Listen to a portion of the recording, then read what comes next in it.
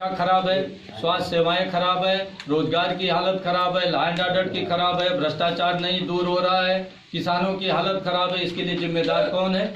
शासन और सत्ता के लोग। शासन सत्ता के लोग ही इसके लिए जिम्मेदार हैं। और जब तक आप शासन सत्ता में नहीं पहुंचोगे तब तक आपकी इन व्यवस्थाओं के अच्छी तरह से कोई समाधान नहीं मिल पाएगा। अब आप कहोगे कि सरकारें तो बन रही हैं, राज्य सरकारें भी बन रही हैं, केंद्र सरकारें भी बन रही हैं, लेकिन आपको एक बात और बताना चाहता हूं कि किसी भी प्रकार से कभी भी ये जो राज्य सरकारें हैं ये इन समस्याओं का, आइए बैठ लीजिए, ये कभी भी आपकी इन समस्याओं का समाधान नहीं कर सकती है। कुर्सी खाली पड़ी निकल। राज्य सरकारों से आपकी इन समस्याओं का समाधान नहीं हो सकता, क्योंकि शिक्षा की नीति हो, चाहे रोजगार की नीति हो, चाहे स्वास्थ्य की नीति हो, चाहे किसानों की नीति हो। आज तीन किसान कानून, वो किसान कानून कहते हैं, अलग किसान कानून नहीं है, गलत ही शब्द बोलते हैं, वो तो व्यापारियों के हित में बनाया गया कानून है। तो ये जो 3 कानून बनाए हैं कृषि उपज के व्यापार और व्यवसाय के लिए, उनके विरुद्ध पूरे देश में एक धरना प्रदर्शन और एक आंदोलन चल रहा है। और किसान कह रहे हैं कि इन 3 बिल को वापस ले लीजिए। अब उन 3 बिलों को में क्या गड़बड़ी है, अब इस पर चर्चा करेंगे तो बड़ी लंबी बात हो जाएगी। लेकिन मूल रूप से मेरा ये कहना है कि नियम कानून बना करके इस देश को चलाने की सबसे पहली जिम्मेदारी केंद्र सरकार की है, और केंद्र सरकार में ही असली ताकत है, मैं ये बताना चाहता हूँ। और उस असली ताकत पर जब तक आप नहीं कब्जा करोगे तब तक किसी समस्या का समाधान नहीं हो पाएगा। और उस पर कब्जा करने के लिए आपको पार्लियामेंट पर कब्जा करना पड़ेगा। पार्लियामेंट का अर्थ हुआ कि आपको अपना एमपी बनाना पड़ेगा। एमपी का अर्थ हुआ कि पूरे देश भर की आपके पास पार्टी होनी चाहिए। भाई राज्यों में तो तमाम लोग सरकारें बनाए, सपा की सरकार बनी, बसपा की सरकार बनी, लालू यादव जी की सरकार बनी, तमाम दलित पिछड़ों की दक्षिण भारत में डीएमके की सरकार बनी, तमाम लोगों की सरकारें बनी। लेकिन क्या इन राज्य सरकारों ने हमारी समस्या का समाधान किया, या राज्य सरकारों के पास हमारी समस्या का समाधान करने का पूरा पावर है? नहीं है। जब नहीं है तो हम लोगों को ऐसी प्लानिंग बनानी पड़ेगी कि केंद्र सरकार पर हम लोगों को काबिज होना पड़ेगा। अब आप ये कहेंगे कि केंद्र सरकार पर काबिज होने का तो ये रास्ता बड़ा लंबा है। रास्ता लंबा नहीं है, हर 5 साल पर चुनाव होता है। और ये जो आपके बीच बात कहने आया हूँ, ऐसे कम से कम हजारों मीटिंगें हो चुकी उन लोगों के बीच बात कहा।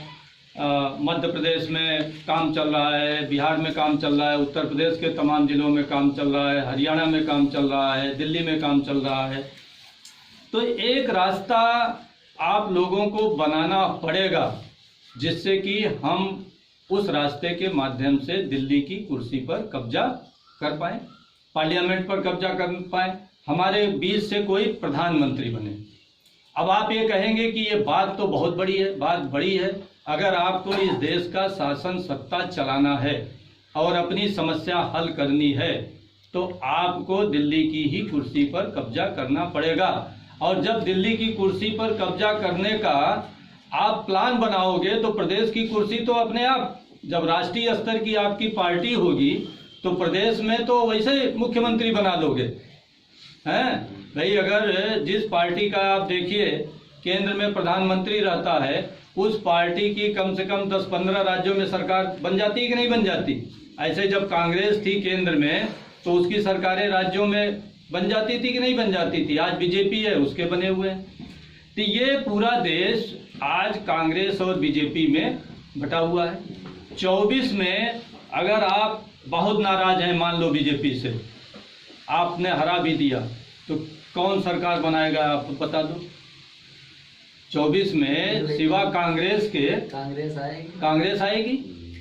फिर कांग्रेस के विरुद्ध इनका वो चलेगा युद्ध। ऐसा लगता है ना टीवी मीडिया पर कि यही दोनों के बीच देश पूरा बट गया है। और फिर 29 में फिर बीजेपी आ जाएगी, फिर ही आ जाएंगे। हम लोग माने इस देश के 85% लोग, जिसे काशीराम जी कहते थे, 90% लोग बाबू जगदेव प्रसाद कुशवाहा जी कहते थे बिहार के। कोई शोषित कह रहा है, कोई दलित कह रहा है, कोई पिछड़ा कह रहा है, कोई वंचित कह रहा है। एक शब्द और नया आ गया है, मूल निवासी। हाँ, तो चलो भाई मूल निवासी बता दो। हालांकि इस देश में जितने आ गए हैं सब अपने देशवासी हैं, मूल निवासी और विदेशी तो अब कोई रहा नहीं। जब 50 साल में नागरिकता मिल जाती है तो ये तो फालतू बातें हैं। खैर जो भी हो, तो ये जो हम बहुसंख्यक समाज के लोग हैं और जिनकी वास्तव में इस देश में शिक्षा, स्वास्थ्य, रोजगार, ये सबसे ज़्यादा समस्या तो 85% की ही है ना। हाँ, तो 85% लोग अगर दिल्ली की कुर्सी पर कब्जा करना चाहते हैं तो उसके लिए हमें एक रास्ता, एक योजना बनानी पड़ेगी। और ये योजना इसलिए बनानी पड़ेगी कि इस देश में न देश खत्म होने जा रहा है, न ऐसा है कि अब 10 साल बाद फुल स्टॉप लग जाएगा, कोई देश में लड़का ही नहीं पैदा होगा, ये भी नहीं होने जा रहा है। न इस देश का लोकतंत्र खत्म होने जा रहा है। और अगर आप लोग जागरूक न हुए तो देश में लोकतंत्र समाप्त हो जाएगा और जैसे पुरानी सामंती व्यवस्था थी इस देश में हो जाएगी। तो इसलिए हम लोगों को अपने पीढ़ियों के हित में ये रास्ता हम लोगों ने चुना है। अब रास्ता क्या चुना है और क्यों चुना है, इस पर चर्चा करेंगे।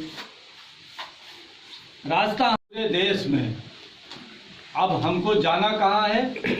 जाना कहाँ है भाई? अभी बताया दिल्ली की ओर, जाना दिल्ली की ओर है।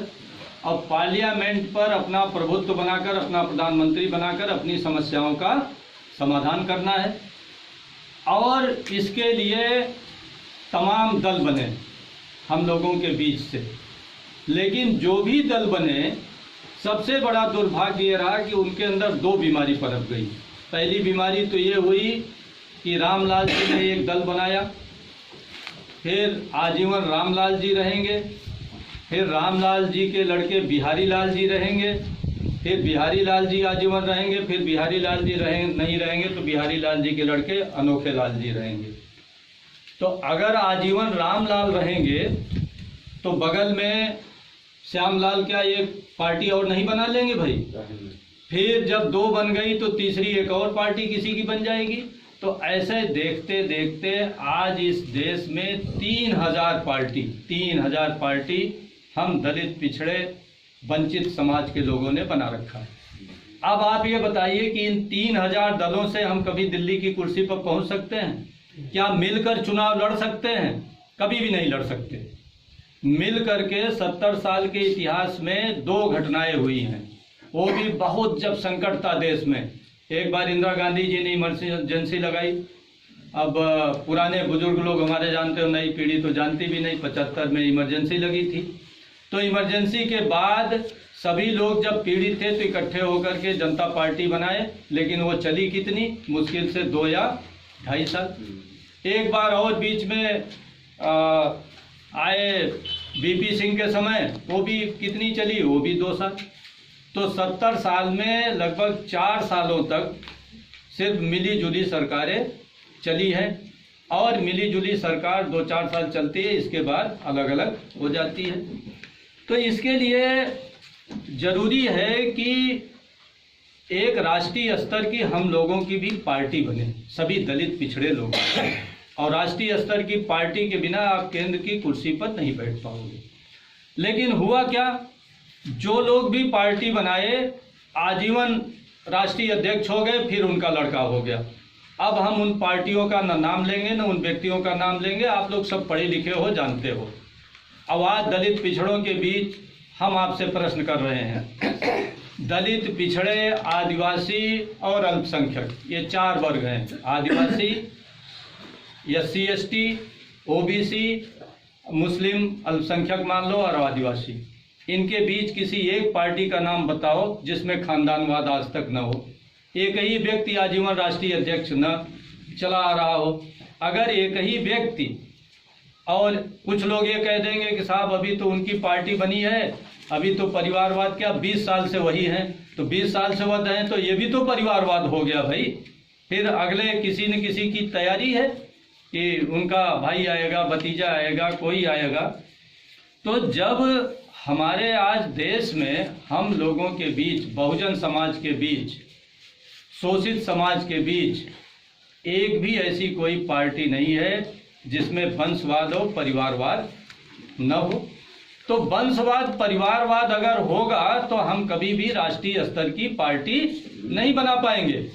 और अगर राष्ट्रीय स्तर की क्यों नहीं बना पाएंगे?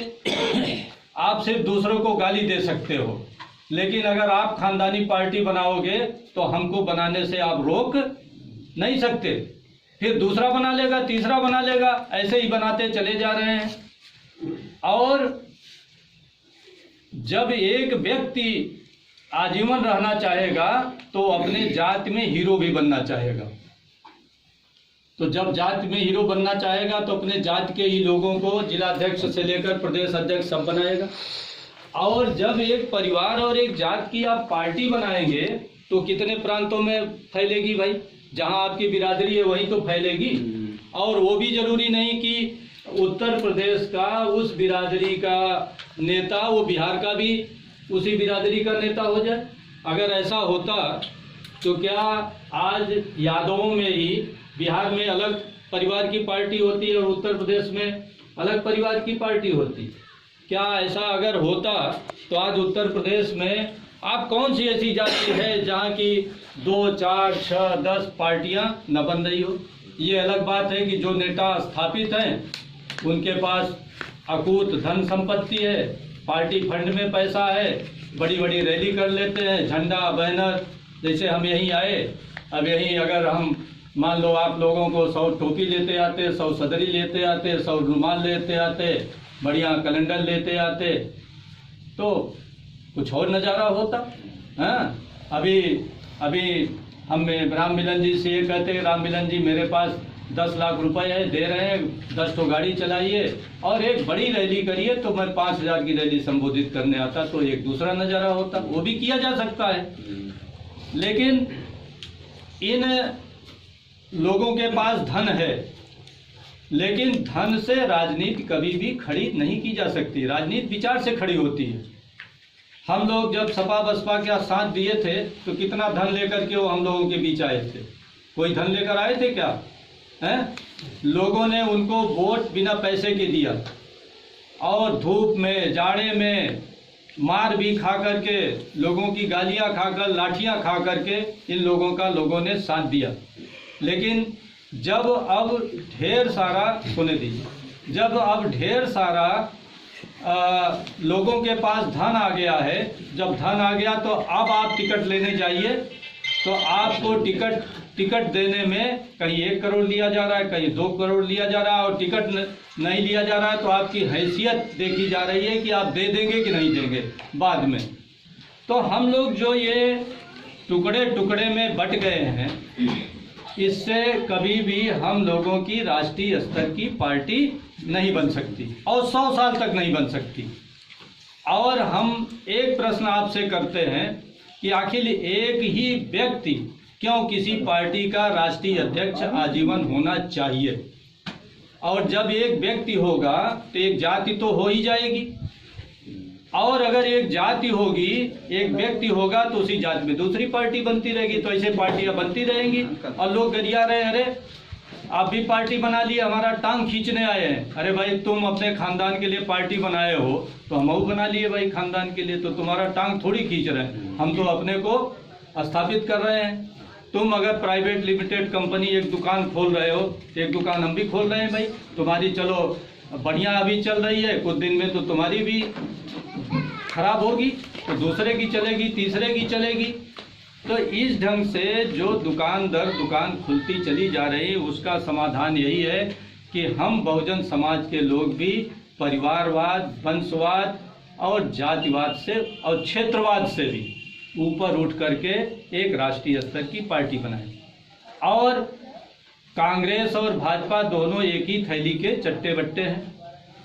काशीराम साहब कहते थे कि एक सांपनाथ है और एक नागनाथ। यानी आज जो ये किसानों की तमाम नीतियां हैं, बनाकर कौन गए थे?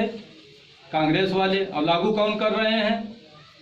भाजपा वाले। इस देश की सरकारी कंपनियों को बेचने की नीति किसने बनाई? कांग्रेस ने बनाई। कुछ वो बेचे, कुछ प्रदेश में जब सरकारें आई, आप जानते हो, तमाम चीनी मिल, सूत मिल सब लोगों ने बेच दिया। ऐसा नहीं है कि कांग्रेस और बीजेपी ने बेची, सपा बसपा वालों ने भी बेची। हाँ, चीनी मिल बेच दी, सूत मिल बेच दी, सीमेंट फैक्ट्री बेच दी। तो लेकिन ये नीति बनी थी, और नीति किसने बनाई थी? कांग्रेस ने बनाई थी। आज 70 सालों से अगर हमारी चिकित्सा, शिक्षा, रोजगार, किसानों के लिए खाद, बीज, पानी, नौजवानों के हाथ में रोजगार अगर नहीं है, शिक्षा नहीं है, तो इसके लिए भी तो सभी लोग जिम्मेदार हैं ना, कांग्रेस बीजेपी। तो अगर उसका विकल्प पैदा करना पड़ेगा तो हमको एक राष्ट्रीय स्तर की पार्टी बनानी पड़ेगी। और राष्ट्रीय स्तर की पार्टी, ये देश तो बहुत बड़ा है ना भाई, क्यों कि देश सिर्फ मतलब इस देश में सिर्फ मौर्य हैं, या सिर्फ पासी हैं, या सिर्फ जाटों हैं, या सिर्फ यादव हैं, या सिर्फ ब्राह्मण हैं, या सिर्फ ठाकुर हैं, या सिर्फ हिंदू हैं, या सिर्फ मुसलमान हैं। ये देश तो बहुत बड़ा है। 10,000 जातियां तो हमारे दलित, पिछड़ों, आदिवासियों के बीच हैं। और कितने धर्म हैं? हिंदू धर्म है, बौद्ध धर्म है, सिख है, क्रिश्चियन है, ईसाई है, हाँ, और इस्लाम है। और इसके अतिरिक्त ऐसे हमारे बीच भी तमाम नौजवान हैं जो ईश्वर तक को नहीं मानते, नास्तिक लोग हैं। तो हर भाषा की विविधता, वेशभूषा की विविधता, जात की विविधता, हर चीज की विविधता। तो इतने विविधता के बीच क्या आप एक जाति से राष्ट्रीय स्तर की कभी पार्टी बना पाएंगे? एक परिवार से कभी नहीं बन सकता। लेकिन अगर हम बहुजन समाज के लोग, आप कल्पना करिए, एक ऐसी पार्टी होती, या जो पार्टियां बनी हम लोगों के बीच इस प्रकार से काम करती कि कभी उस पार्टी का राष्ट्रीय अध्यक्ष मौर्य होता, कभी पासी होता, कभी निषाद होता, कभी पाल होता, कभी मल्लाह होता, कभी मुस्लिम होता, कभी धानुक होता, कभी जाटो होता, कभी आदिवासी होता, कभी बिहार का होता, कभी मध्य प्रदेश का होता, कभी हरियाणा का होता। तो आप बताइए कि ये पार्टी राष्ट्रीय स्तर की पार्टी बन जाती कि ना बन जाती? क्यों भाई, बोलो आप लोग। बन जाती। कोई भी पार्टी ये आचरण अपना लेती तो हो जाती।